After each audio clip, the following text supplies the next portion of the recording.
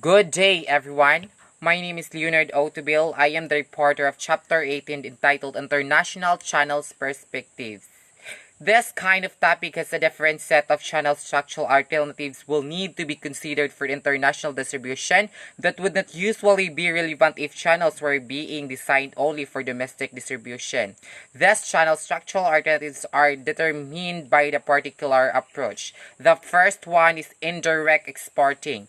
The term indirect exporting means that a firm sells product in foreign markets but does not have any special division within its organization or make any significant effort at international marketing. So, indirect exporting means before siya maabot in that kind of starting place, daghan pa gyud siyang baagian. Indeed, in effect, that firm is domestic marketer that export of some of its products. So, as what I have said, before siya maabot, daghan pagid siya, before siya maabot at that kind of certain place, daghan pagid siyang maagian nga mga, daghan pa siyang maagian ay siya maabot. Next, there are four types of indirect exporting. The first one is casual exporting, the second one is trading company, and the third one is export management company, and the last one is cooperative or piggy bank. Casual exporting, the firm that just want to get its feet wet and selling its product overseas might occasionally export a small portion of its product. Indeed, the firm may not even be fully aware that some of its products are going overseas because regular domestic customers, especially those in industrial market, may be buying the products in the United States and shipping them to their operations. For example, as a buyer, di ba, namin kita mo dito sa online o kanang mga online like Relo, mga cellphone, gadget, and etc. Di ba? Ako ba dugay man maabot kay overseas maguda siya sa gawa overseas sa gawas man na siya order na na siya yung mga 1 or 2 weeks ay siya maabot yun nga limited at that limited nga time. The next is trading companies. Trading companies are typically large, powerful international organizations for conducting worldwide trade. Some of the largest, such as Mitsubishi, are based in Japan, but a number of major trading companies are also in Europe. Because the trading companies are large and have access to many world markets, they can provide the US with a rapid entry into the foreign countries. So trading companies, this kind of companies mo is like pinakadagko nga kompanya mo siya mga large, mga powerful, daghan silang mga assets sa iba-ibang bansa, daghan silang mga what they call this branches. Because the trading companies are large and have access to many world markets, they can provide the US firm with a rapid entry into foreign countries, but because the trading companies are so large and powerful, the US firm can do a little of influence how its products are sold by the trading company. So, as what I've said earlier, mo ito agad mo nito sila may pinaka-powerful nga company, dagko sila nga company, dagan sila mga branches. The next is the trade intermediaries. So, trade intermediaries, this firm sometimes referred to as export management, are essentially domestically based and wholesalers, manufacturers, representatives, agents, or brokers who specialize in overseas sales. So, this kind of company, mo is like itong base sila sa mga wholesalers. It is estimated that some 2,000 to 2,500 of these intermediaries exist in the United States and account for as much as 10% of all U.S. export, all of U.S. export. Next is cooperative or piggy banking arrangement. Another approach of entering overseas market is through a cooperative by two or more firms. So, nag-base this kind of company, the cooperative or piggy banking arrangement, kay nag-base ni siya sa duha ka company.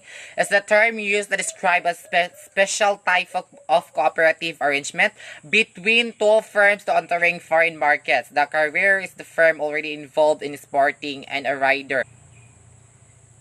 Rider is the firm that uses the international expertise and capabilities of the courier to entering foreign markets. So, piggy banking is based on two cooperative. The next is direct exporting. The term direct exporting, as used in the international marketing literature, means that the manufacturer itself gets directly involved in exporting rather than delegating all of the tasks to others.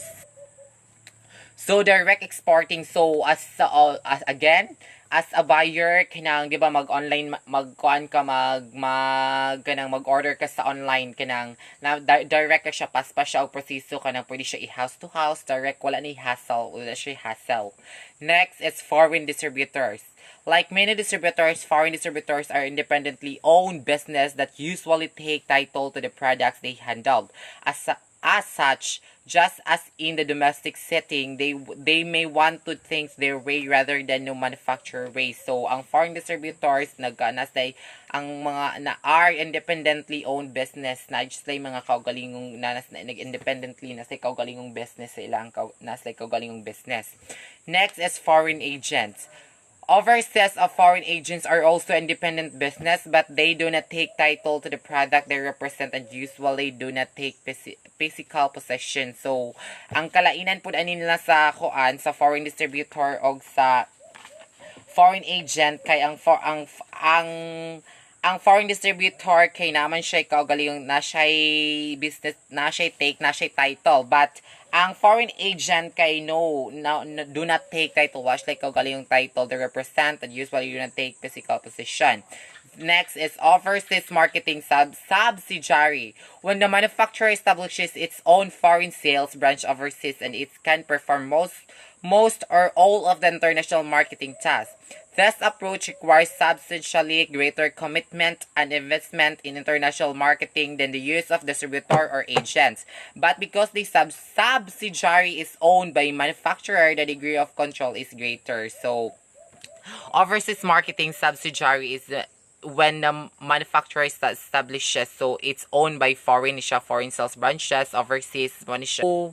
So mo ni siya nagkuan og investment pag overseas marketing subsidiary investment siya nagkuan slag investment.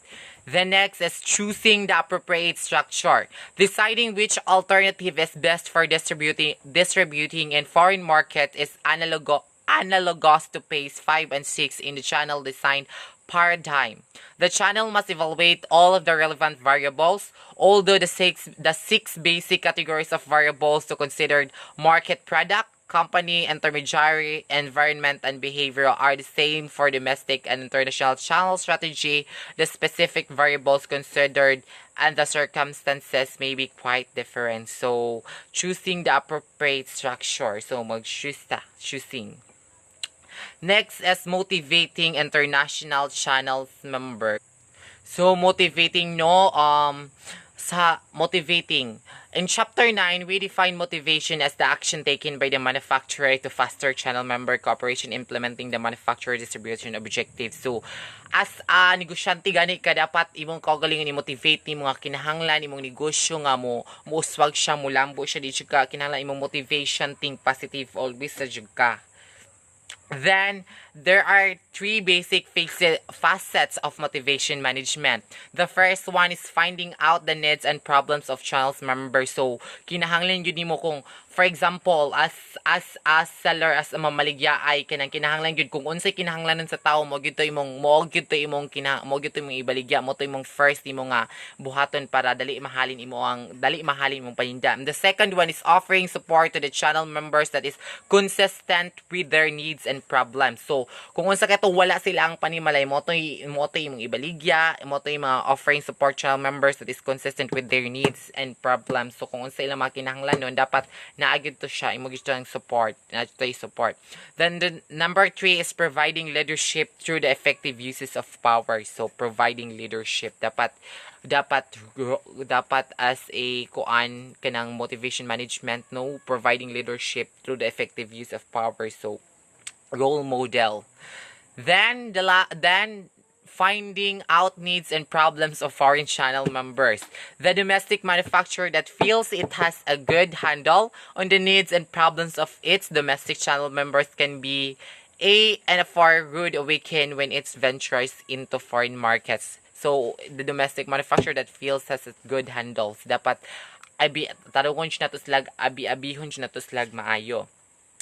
Supporting foreign channel members. The approaches for providing support for domestic channel members discussed in Chapter 9. So, na-discuss na to siya sa Chapter 9. We represent in terms of 3 levels, not to say 3 levels of comprehensives. The cooperative is the less comprehensive and most distant relationship between manufacturer and the channel members. Partnership of strategic alliance are more comprehensive and involve fairly close relationship based on mutual commitments between manufacturer and channel members. So, yeah, supporting foreign channel members, kinahanglan as a team, kinahanglan magkasinabot jud mo maayo inyo ang relation para dili mabungkag inyo ang kanang business. Leading foreign marketing channels, leadership in the sense of providing direction and gaining at least some degree of control over channel member is necessary in both domestic and international channels or leadership. So kinahanglan maayo ang imong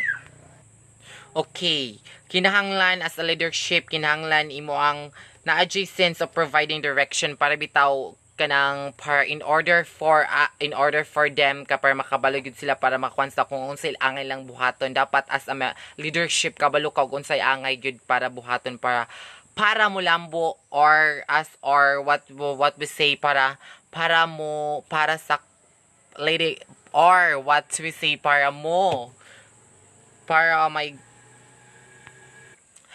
magkasinabot jud mo sa imong mga co-members. Foreign distributors and dealers are independent business just as their US counterparts. So that would be all, and thank you.